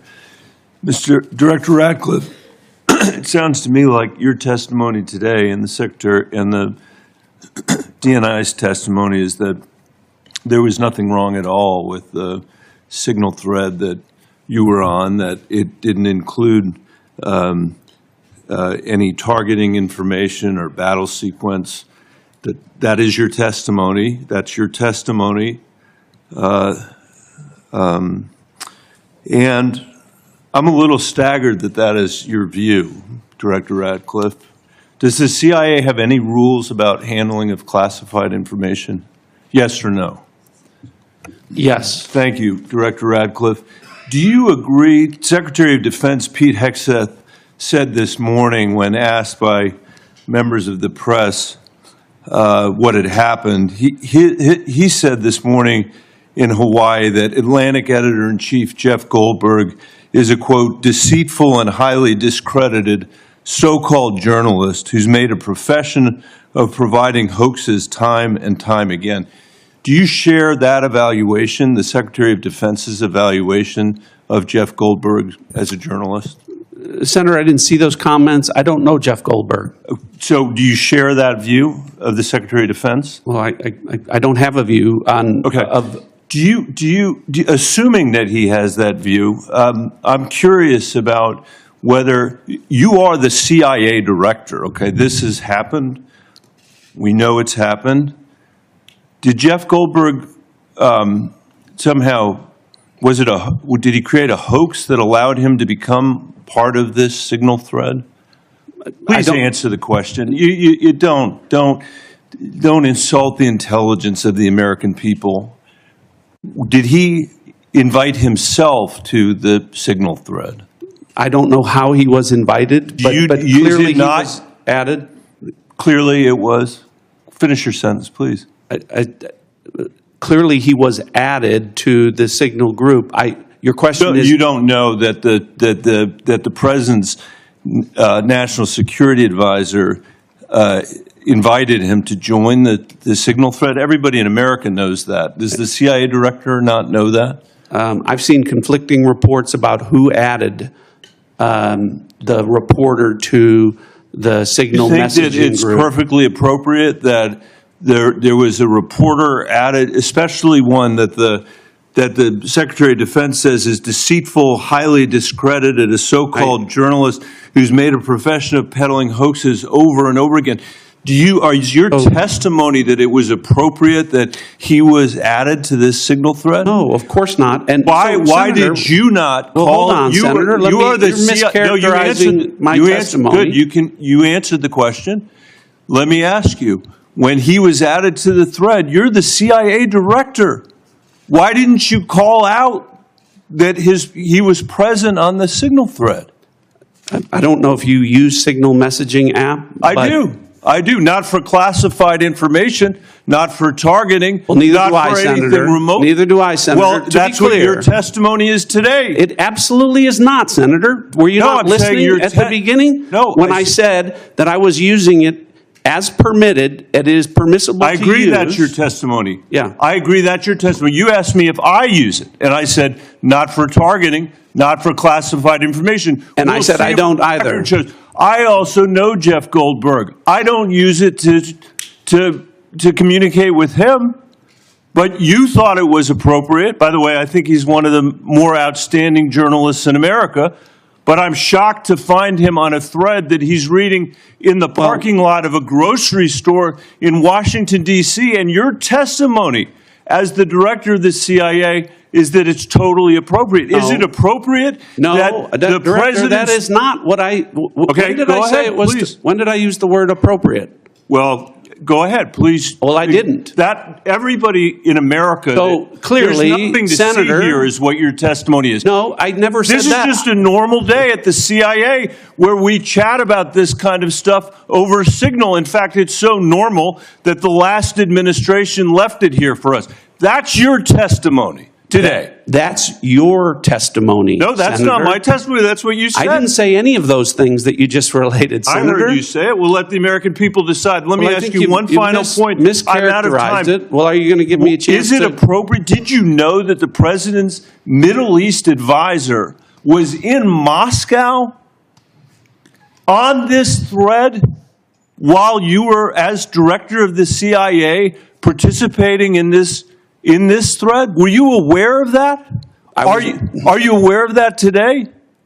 I'm not aware of that This today. sloppiness, this incompetence, this disrespect for our intelligence agencies and the personnel who work for them is entirely unacceptable. It's an embarrassment.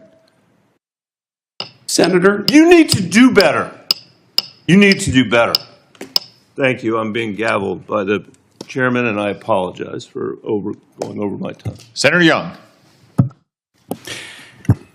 Thank you all for being here. I'll be asking some follow-up questions, clarifications about this Signal episode in a closed setting, and try and work with all of you to bring clarity to that situation. It appears to me there's some unanswered questions. It'll take some time, I think, to get there in a more dispassionate setting. Director Gabbard, I'm going to begin today asking you some questions about emerging technology. This has been a real point of emphasis, I know, of our broader national security community for a period of time. We know that PRC is making generational investments in certain emerging tech, AI, biotech, and other areas of technology to reduce their vulnerability against any supply chain disruptions and to lead the world in some areas. As the IC assesses, the PRC is seeking to, quote, become a global S&T superpower, surpass the United States, promote self-reliance, and achieve further economic, political, and military gain. So, Director Gabbard, can you describe the actions China is taking to operationalize that IC assessment in ways that directly target the security and prosperity of everyday Americans? Senator, what we know is that they are trying to use these capabilities as a means to continue to exploit vulnerabilities within our own critical infrastructure and our cyber technology. The critical infrastructure is a key area of concern given what we know has already been exploited, these asymmetric attacks that have been placed within our critical infrastructure that are of serious concern given how they could be exploited, especially during a time of conflict. We know that they are experiencing a boom in their generative AI capability and are competing very heavily against our own AI capabilities.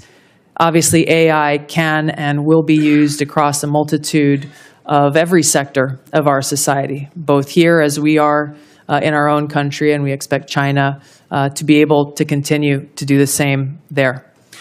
So two key areas of vulnerability to the United States conceivably, susceptibility to cyber attacks, and as China's leveraging of AI towards misinformation, increasingly into the physical realm, they can pose threats to us as well.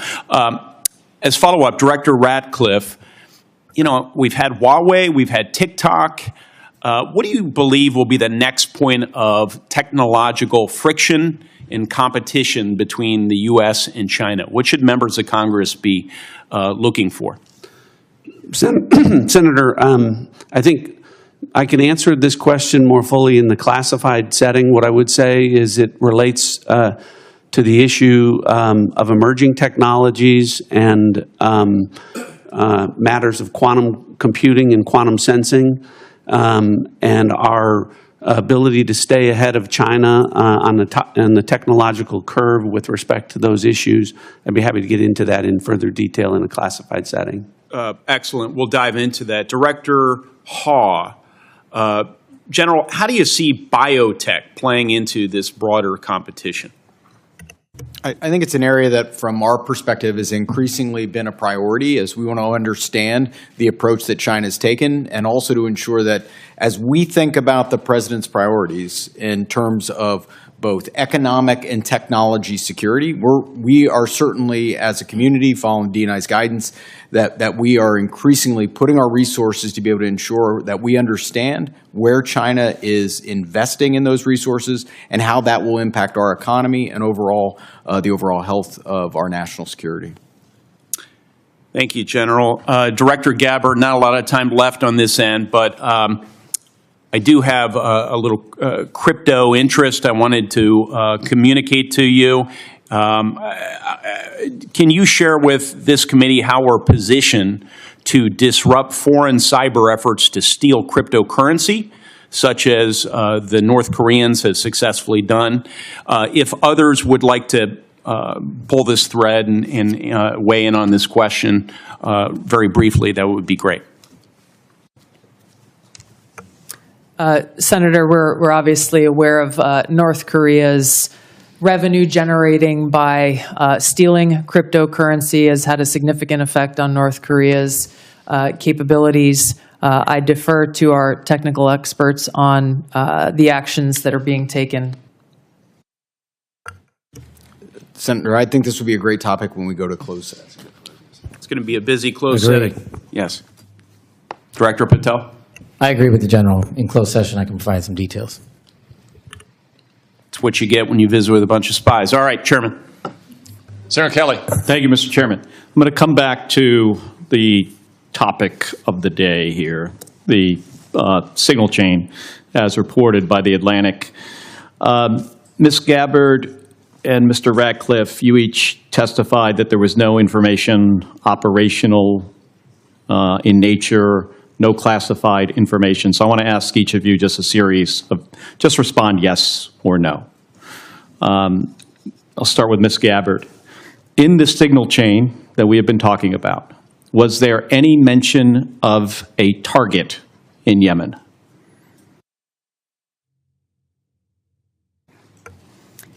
I don't remember mention of specific targets. Any generic target?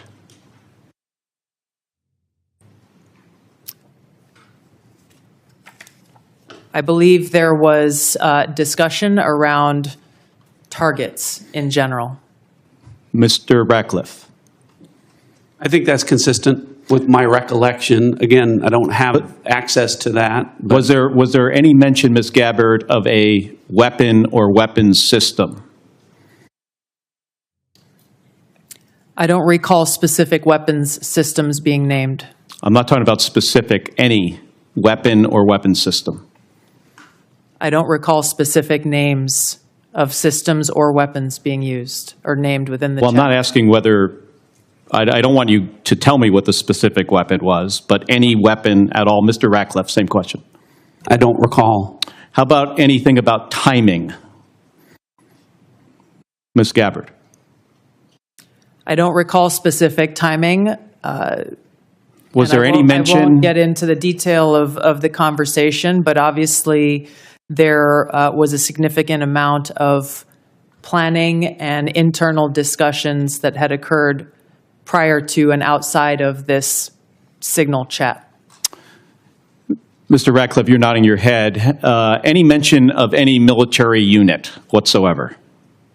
Mr. Ratcliffe? Not that I recall. Ms. Gabbard? Not that I recall. Okay, so I understand that DoD policy prohibits discussion of even what is called controlled unclassified information, or CUI, on unsecured devices. Are both of you aware of that DoD policy? I haven't read that policy. Not familiar with the DoD policy, but I would say that the Secretary of Defense is the original classification authority for DoD in deciding what would be classified information. Ms. Gabbard, does the intelligence community have a policy that prohibits discussion of controlled unclassified information? Yes. It does. Okay. Controlled unclassified information, according to DoD, includes information that is information that has not been approved for public release. Would you, of what's been disclosed publicly of the signal chain, would either of you feel that that would be approved for public release? Ms. Gabbard.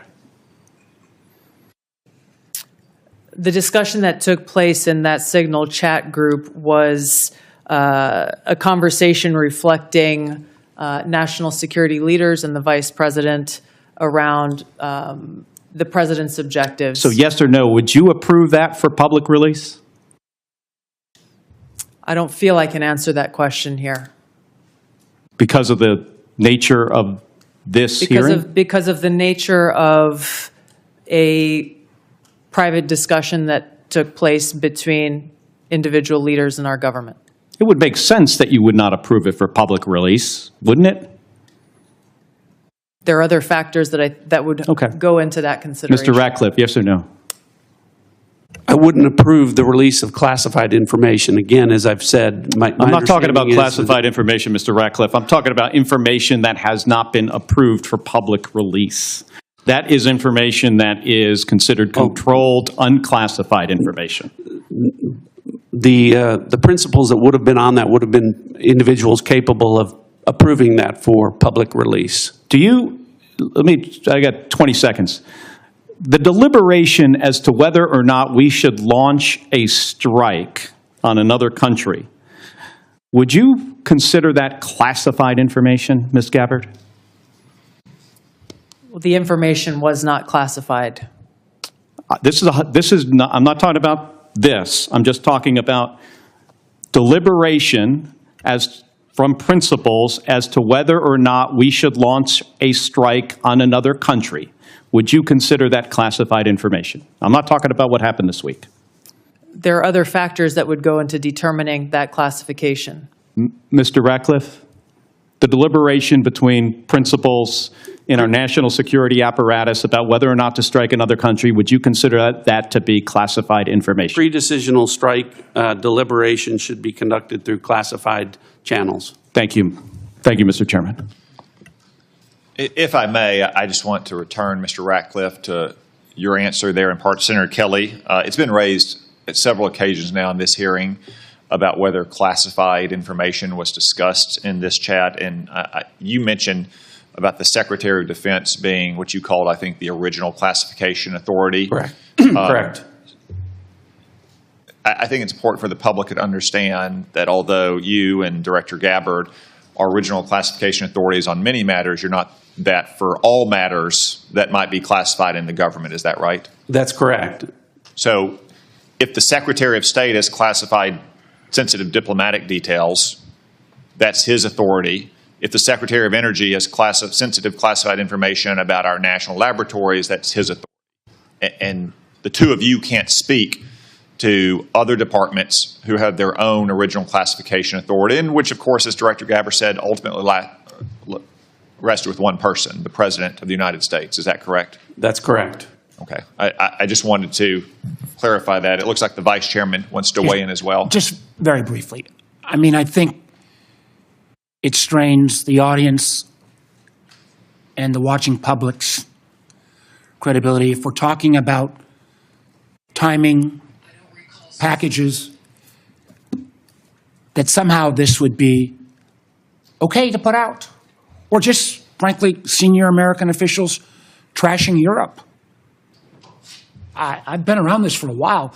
This is not information you generally put out.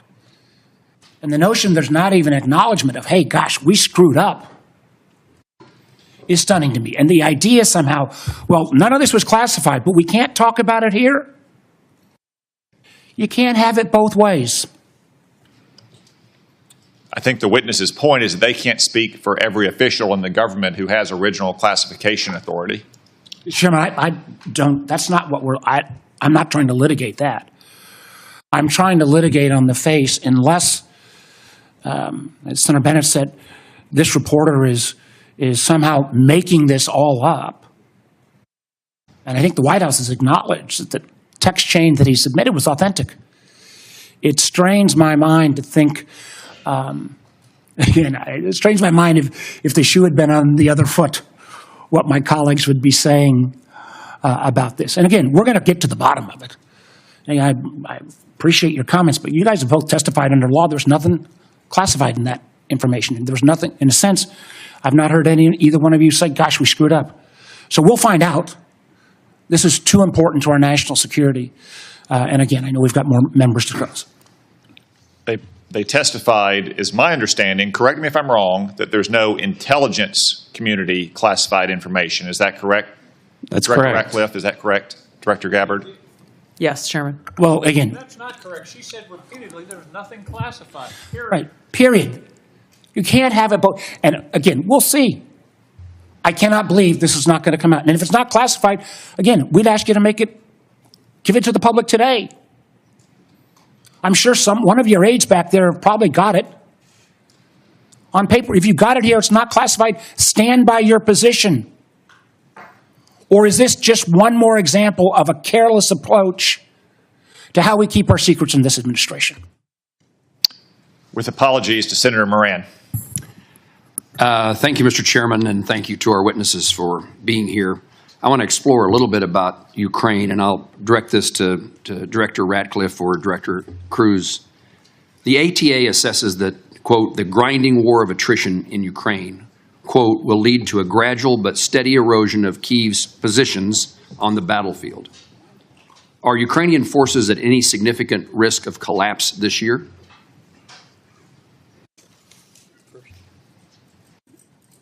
Go ahead. Before I turn it over to Director Ratcliffe, I think both sides are working through the equipment that they need, the industrial base they need to support that, and the personnel that are required to man all of that equipment and man the front lines. And as we see the battle space in the various portions, whether it's in Kursk, whether it's in any of the 4 oblasts, we see areas where Kyiv will struggle to prevent the slow attritional grind. We do not see an imminent collapse in any of the line of control battle spaces at this point. And then vice versa. That answers my question, unless you want to add something, Director. Whatever advantages in manpower and material they have, can Russia maintain its operational tempo without significant changes to how it's conducting the war? I think our assessment from a military perspective is that Russia has the ability to sustain its campaign longer than Kyiv would. Now, when that timeline hits, we do not have an assessment of, but I believe that if this were to go on for more than the remainder of this year, both sides would have a significant challenge maintaining their defense industrial base as well as their operational ops tempo. Longer than this year? That is correct, and they will each have difficulty at various points throughout the spring, summer, and fall as well. Thank you. Director Ratcliffe, ATA says continuing the Russia-Ukraine war perpetuates strategic risks to the United States of unintended escalation to large-scale war and heightened insecurity among NATO allies. What are the strategic risks to the United States if Russia were to achieve its maximalist objectives via peace agreement? Achieve via peace agreement? Yes. Well, I think that clearly the negotiations that are going on reflect that President Trump is seeking a cessation of the war on terms that will end the war permanently. From an intelligence community standpoint, and specifically with regard to CIA assets, we've taken steps to support that, the president's goal of an enduring peace. To General Cruz's comments, I agree with his assessment and generally the public assessment that Russia has the battlefield advantage, is grinding forward slowly. I want to comment on that, however, to say that with regard to the Ukrainian resistance, the Ukrainian people and the Ukrainian military have been underestimated for a period of several years now. And ultimately, I'm convinced from my reflections in observing from an intelligence standpoint that they will fight with their bare hands if they have to, if they don't have terms that are acceptable to an enduring peace. Obviously, to the point of maximalist goals, President Trump has communicated that he is aware of the dangers of that, of Russia getting what they want. And I think that the peace talks that are taking place would reflect, if successful, and they are making progress, that both sides would not get everything that they want and no one's maximalist goals would be achieved. Thank you both. In the short time I have, I'm going to skip a question and ask that I intended to ask, but ask the director of the FBI. Director, I chair the subcommittee that appropriates money for the Department of Justice, including the FBI. It has been our practice that the FBI director as well as the Attorney General appear before our committee each year.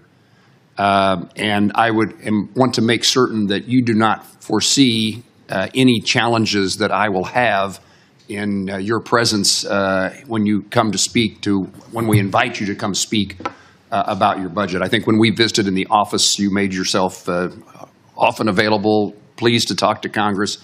We're getting ready for the appropriations process to begin. The budget that the President intends to submit is seemingly months away, weeks away, long weeks away. And we may ask you to come testify about your priorities now or sooner than that. Is that a challenge for you that I ought to be aware of?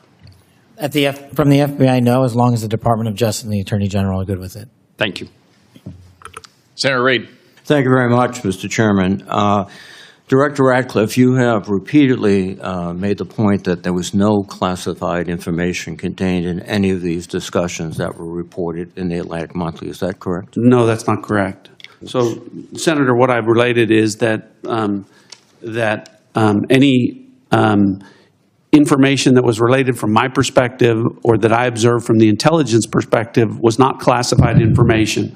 With respect to the assertions and the allegations that there was strike packages or targeting information or things that relate to DOD, as I've pointed out, the Secretary of Defense is the original classification authority for determining whether something's classified or not. And as I've understood from media reports, the Secretary of Defense has said the information was not classified. Are you aware that the Secretary of Defense declassified this information prior to the discussion? I'm not. Director Gabbard, same question. You've indicated, at least the impression I got, was that there was no classified information discussed. Is that correct? Senator, my answer is the same as the director of the CIA's. So the question has to be posed to Secretary Hegseth whether he declassified the information and at what point he did declassify it. Do you agree? Yes, I defer questions to the Secretary of Defense. Okay. Director Patel, are you conducting an investigation of these discussions and activities? Thank you, Senator. As I informed the Vice Chairman on the same question, I found out about this late last night, early this morning, so I don't have an update for you on that. Well, thank you. When you get an update, we'd appreciate it very much. Yes, sir. Director Gabbard, were you overseas during any parts of these discussions? Yes, Senator, I was. Were you using your private phone or a public phone for the Signal discussions? I won't speak to this because it's under review by the National Security Council. Once that review is complete, I'm sure we'll share the results with the committee. What is under review? It's a very simple question. Are you your private phone or an officially issued phone? What could be under review? National Security Council is reviewing all aspects of how this came to be, how the journalist was inadvertently added to the group chat, and what occurred within that chat across the board. But so you were not going to disclose anything about whether you use the phone. Director Ratcliffe, there's been indication that the CIA has warned recently retired personnel about the vulnerabilities of Signal and other encrypted messaging applications. If that's the case, why were you discussing these issues on Signal? Senator, signal use, as I've said repeatedly, is permissible for work purposes. I've never said that end-to-end encryption apps like Signal are a substitute for classified systems, and I was not discussing classified information in this setting. But as you've indicated previously, perhaps the Secretary of Defense was discussing classified information, and only he can be held accountable in terms of whether it was classified or declassified at the point when he spoke. Is that accurate? Well, I didn't say it that way. I said the Secretary of Defense is the original classification authority, and my understanding is that his comments are that any information that he shared was not classified. But you have no way to verify that? I don't. Again, this is a very troubling example and a great lapse in our intelligence and our discussion. One further point, if you are not aware of any classified information on the discussions back and forth, would it be appropriate for the author to release the entire text of what he heard or transcribed? I think the author has released, my understanding, essentially almost all of the information as it's been related to me. I don't know what calculation the author made with regard to what information would be released or not. Well, but again, I can again confirm that with respect to the communications that were related, as to me, there was no classified information. According to the article, quote, the message contained information that might be interpreted as related to actual and current intelligence operations, and the author did not disclose that information.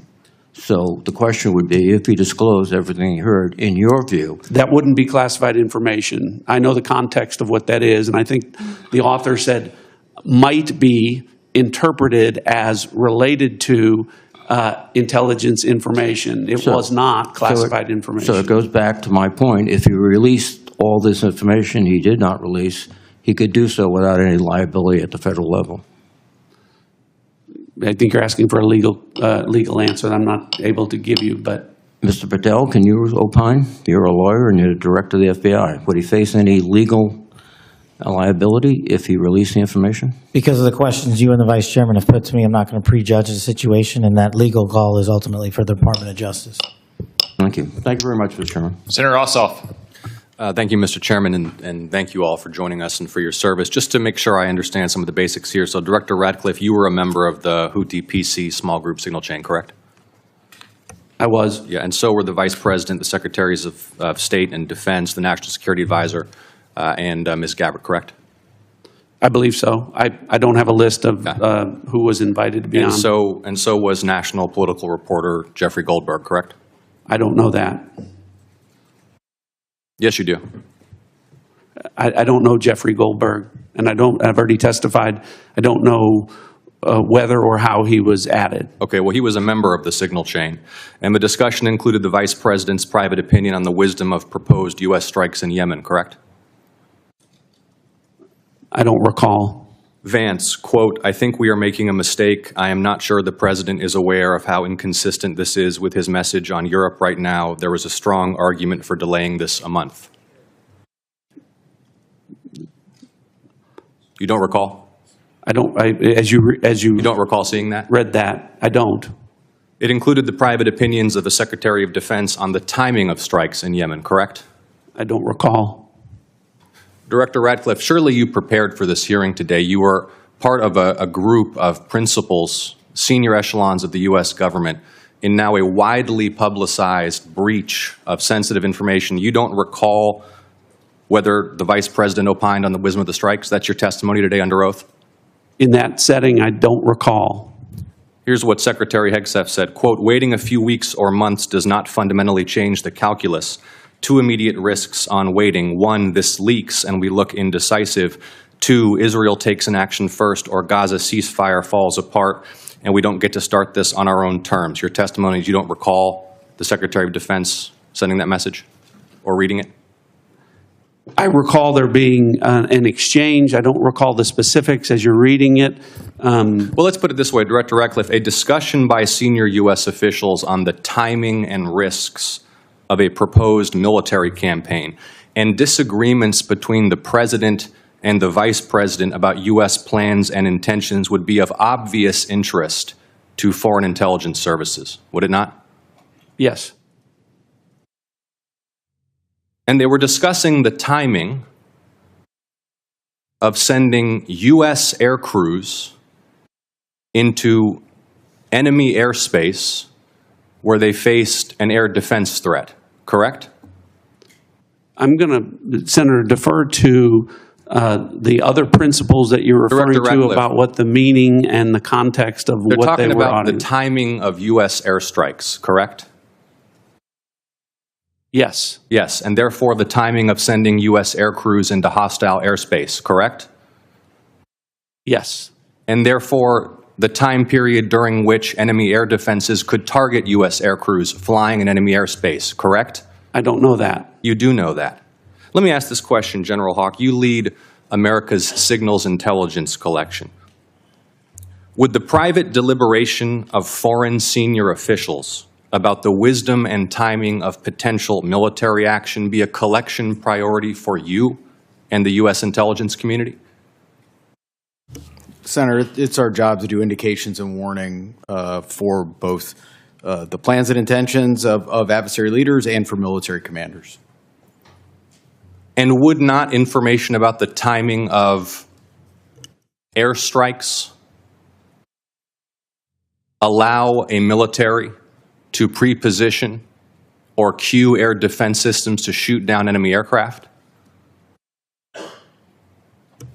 I think, Senator, from our perspective, any advance warning is something that we certainly are trying to protect. Yeah. Director Ratcliffe, this was a huge mistake, correct? No. A national political... Hold on. No, you Let me hold answer. on. No, The Director answer- the Ratcliffe, reason I I asked you say a yes or no- no question, and now you hold on. A national political reporter You can was made characterize it how privy- you want. was made privy The White to House has sensitive made information clear about that there imminent was an military inadvertent operations against a mistake, foreign terrorist an inadvertent organization. mistake of adding a reporter. And that wasn't a huge to a mistake? deal. That wasn't a huge mistake? Well, I think they characterize This is it an as a embarrassment. mistake. This is utterly unprofessional. There's been no apology. There has been no recognition of the gravity of this error. And by the way, we will get the full transcript of this chain, and your testimony will be measured carefully against its content. Thank you, Mr. Chairman. I thank the witnesses again for their appearance today. I sense the Vice Chairman has something to add. I do. So I will recognize him briefly. Well, again, I thank the witnesses.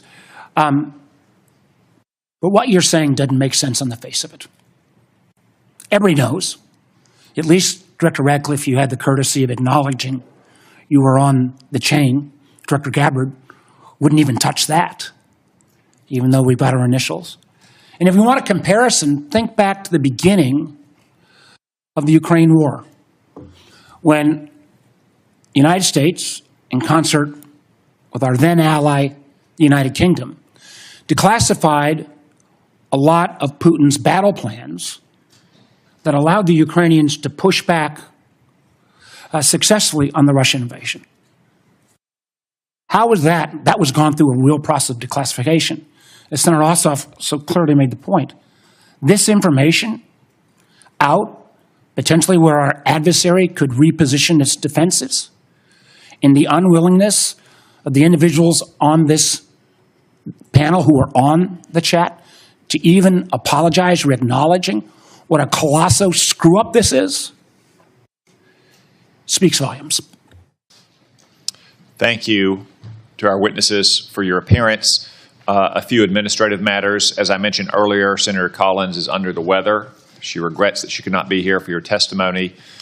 Senator Risch likewise had to preside over a hearing of the Foreign Relations Committee to include the nomination of my former governor, Mike Huckabee, a great American and a great friend of Israel, to be the next ambassador to Israel. He also regrets that he could not be here. I anticipate he may have written questions as well. I would urge you all to respond to those promptly. Now, the audience will remain seated while our witnesses and their aides depart the hearing room. The Capitol Police will ensure this occurs. I want to commend the Capitol Police and our committee security staff for running an orderly hearing today. For the benefit of members, the vote on the floor has been called. We will adjourn this open hearing and we will reconvene in closed setting at 12:40 p.m. The hearing is adjourned.